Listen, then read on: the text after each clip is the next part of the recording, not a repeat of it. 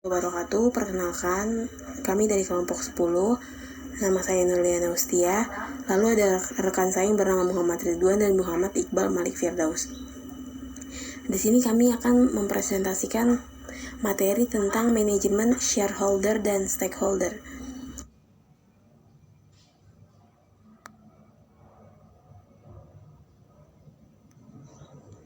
Selanjutnya, latar belakang manajemen shareholder dan stakeholder. Kesadaran akan pentingnya mempraktikkan corporate social responsibility atau disingkat dengan CSR ini menjadi tren global seiring berjalannya kepedulian mengutamakan kepentingan stakeholders. CSR merupakan klaim agar perusahaan tidak hanya beroperasi untuk kepentingan para pemegang saham, tetapi juga untuk kemaslahatan pihak stakeholdernya, seperti pihak bisnis, para pekerja, komunitas lokal, pemerintah, dan LSM. Perusahaan akan berusaha untuk memuaskan stakeholder agar tetap bertahan, yaitu dengan mengungkapkan beberapa informasi yang dibutuhkan. Beberapa kelompok stakeholder juga sangat membutuhkan informasi tanggung jawab sosial dan lingkungan. Teori stakeholder memprediksi manajemen memperhatikan ekspektasi dari stakeholder yang berkuasa, yaitu stakeholder yang memiliki kuasa mengendalikan sumber daya yang dibutuhkan oleh perusahaan.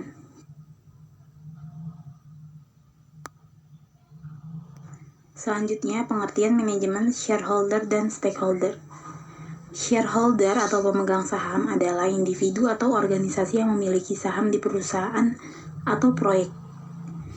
Kepentingan utama pemegang saham adalah profitabilitas proyek atau bisnis. Di perusahaan publik, shareholder ingin bisnisnya menghasilkan pendapatan yang besar, sehingga mereka bisa mendapatkan harga saham dan dividen yang lebih tinggi. Ketertarikan mereka pada proyek adalah agar usaha mereka berhasil, tidak seperti pemangku kepentingan. Pemegang saham memiliki hak yang luar biasa luas yang dituangkan dalam perjanjian pemegang saham atau aturan perusahaan. Ini adalah contoh hak para shareholder. Yang pertama, mereka dapat membeli dan menjual saham mereka. Yang kedua, mereka menerima dividen dari keuntungan perusahaan. Yang ketiga, mereka dapat mencalonkan anggota dewan. Yang keempat, mereka dapat memilih selama pemilihan anggota dewan. Yang kelima, mereka dapat memberikan suara pada merger dan akuisisi, pengambilan dan perubahan aturan perusahaan. Yang keenam, mereka dapat menuntut manajemen atas pelanggaran kewajiban fidusia.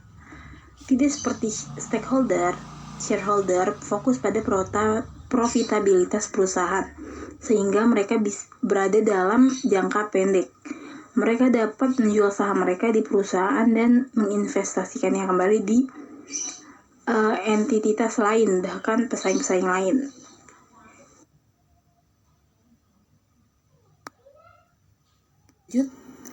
Di sini saya akan menjelaskan tentang pengertian stakeholder.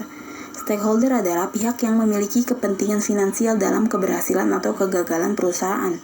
Ini bisa menjadi individu, institusi, atau kelompok yang dapat berdampak atau dipengaruhi oleh proyek dan tujuan organisasi. Pemangku kepentingan dapat berasal dari dalam organisasi atau badan eksternal. Stakeholder atau pemangku kepentingan internal adalah orang-orang yang memiliki hubungan langsung dengan perusahaan melalui investasi, pekerjaan, atau kepemilikan. Mereka termasuk pemegang saham, manajer, koordinator proyek, manajer ini, dan manajemen senior. Pemangku kepentingan eksternal tidak memiliki hubungan langsung dengan organisasi, tetapi dapat berdampak atau dipengaruhi oleh tindakannya. Kelompok publik, vendor, pemasok, pelanggan, kontraktor, komunitas tuan rumah, kreditur, dan regulator industri adalah contoh pemangku kepentingan eksternal. Stakeholder dapat menjadi pemegang suatu perusahaan, tapi tidak semua stakeholder adalah pemegang saham. Mereka sering memiliki kepentingan jangka panjang dalam sebuah organisasi dan keinginan untuk berhasil. Hal ini karena pemangku kepentingan dan perusahaan seringkali bergantung satu sama lain. Keberhasilan perusahaan seiring diterjemahkan menjadi keuntungan bagi pemangku kepentingan. Misalnya, karyawan perusahaan mungkin ingin organisasi mereka berhasil, sehingga mampu membayar gaji yang lebih tinggi dan tunjangan kerja yang lebih baik. Namun, komunitas yang menjadi tuan rumah kampus teknologi baru juga ingin proyek tersebut berhasil karena manfaat yang akan diberikan kepada anggotanya.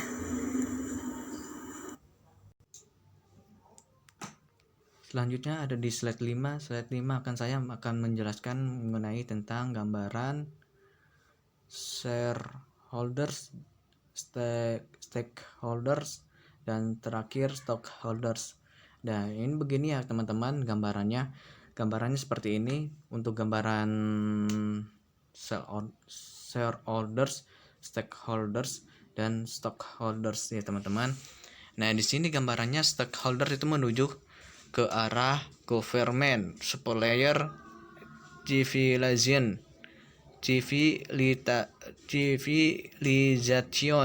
natural and environment.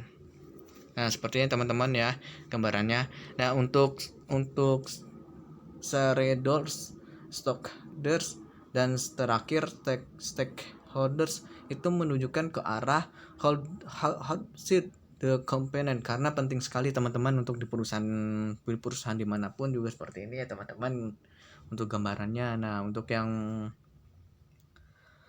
teman-teman yang baru berbisnis ataupun membuka perusahaan sendiri ya seperti ini, kalian juga harus memahaminya ya teman-teman ya.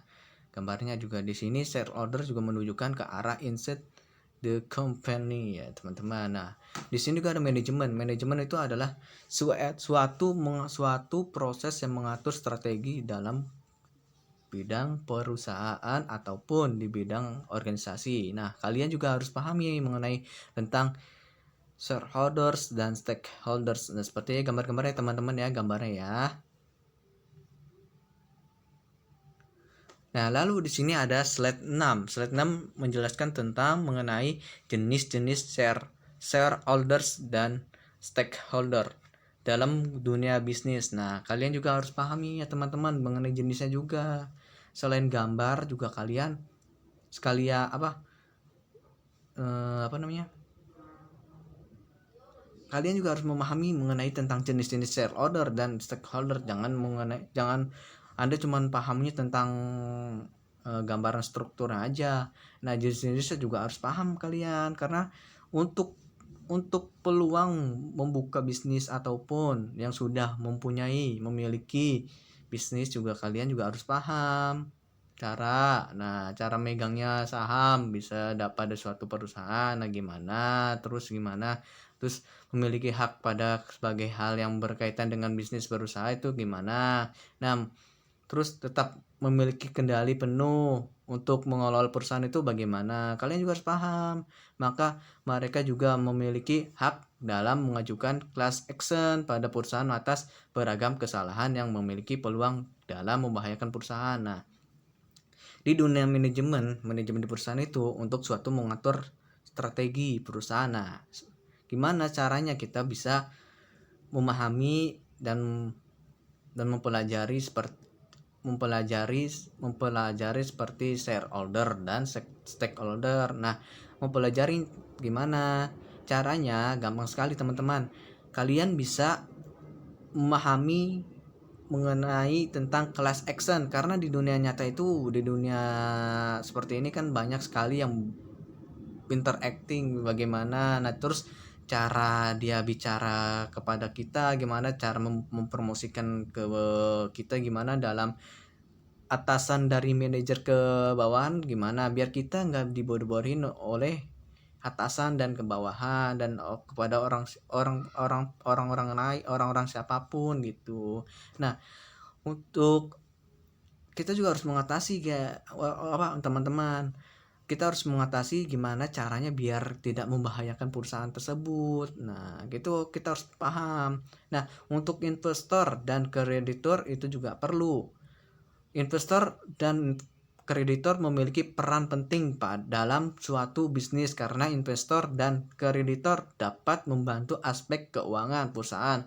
Maka dari itu perusahaan harus memiliki keduanya agar aspek keuangan perusahaan tetap stabil. Investor kelompok orang yang menanamkan modal pada sebuah perusahaan saham tersebut dapat membantu perusahaan dalam beroperasi. Nah, untuk peran shareholder dan stakeholder bagi perusahaan sendiri sih, yang pertama ada memberikan dukungan. Nah, kita harus mendukung. Misalnya ada yang mau usaha teman kita, ya kita harus memberikan motivasi dan dukungan terus untuk agar teman kita juga maju. Nah, gitu, seperti gitu ya teman-teman ya. Nah, untuk memberikan dukungan untuk keuangannya perusahaan tersebut gimana biar maju terus malah lebih bagus. Kita menasihati dan memberikan dukungan kepada orang lain, bermanfaat sekali teman-teman ya. Nah, untuk memberikan dukungan dalam hal keuangan perusahaan sendiri sih, sell order bisa dianggap sangat penting bagi sebuah perusahaan, sebab saham bisa saja menjadi modal bagi sebuah perusahaan untuk bisa berdiri dan terus beroperasional. Penanamannya modal berupa saham tentu merupakan suatu bentuk dukungan kepada perusahaan terkait. Jadi sebenarnya sell order lebih cenderung berperan dalam hal mendukung atau penanaman modal sehingga memiliki keterlibatan secara langsung dengan keuangan atau finansial perusahaan. Nah, untuk sell order menjadi stakeholder tuh sell order menjadi stakeholder perusahaan itu sangat penting juga ya teman-teman ya. Ya, untuk memiliki saham dari sebuah perusahaan bisa saja menjadi bagian dan stakeholder, namun lain halnya dengan stakeholder yang belum tentu menjadi pemegang saham. Yang ketiga terakhir yang tiga teman-teman ya. Ini maksudnya ketiga bukan terakhir, sorry, maaf. Nah, yang tiga itu menerima dampak secara langsung dari perusahaan. Nah, di dalam perusahaan itu menerima dampak secara langsung dari perusahaan itu bagaimana teman-teman? Nah, saya akan menjelaskannya seperti ini teman-teman ya. Nah, seorang pemilik saham akan mendapatkan pengaruh besar atas keberlangsungan perusahaan baik untung maupun rugi. Untuk itu sebaiknya sebelum kalian menjadi seorang menanamkan saham, kamu setidaknya perlu mengenai perusahaan tersebut. Nah, perlu mengenai itu, perlu mengenai tentang memahaminya tentang perusahaan tersebut. Nah, yang terakhir memiliki sebagian aset perusahaan. Sebagai seorang pemilik modal di sebuah perusahaan, maka tentunya kamu turut memiliki sebagian dari apa yang dimiliki oleh perusahaan.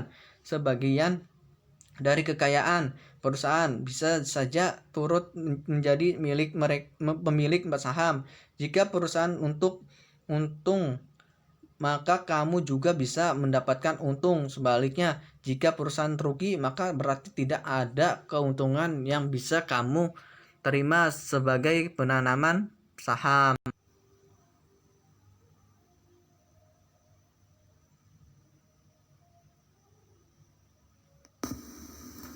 Shareholder dan stakeholder.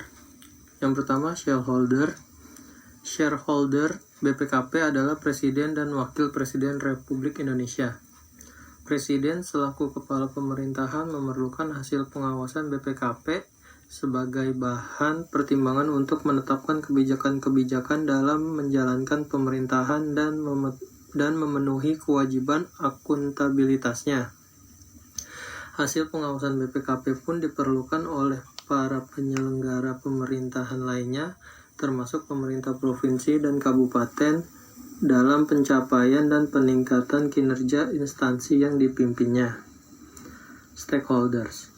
Pihak-pihak yang merupakan stakeholders BPKP adalah: yang pertama ada lembaga legislatif atau pusat dan daerah, yang kedua Dewan Perwakilan Daerah atau DPD, ketiga departemen atau LPND atau BUMN dan BUMD, yang keempat Badan Pemeriksa Keuangan atau BPKP, yang kelima aparat pengawasan internal pemerintah atau yang disebut APIP, yang keenam aparat penegak hukum Kejaksaan Agung, Kepolisian, Komisi Pemberantasan Korupsi, yang ketujuh Mahkamah Konstitusi dan Komisi Yudisial, kedelapan pemberi pinjaman atau hibah, kesembilan publik atau masyarakat, dan yang terakhir media massa.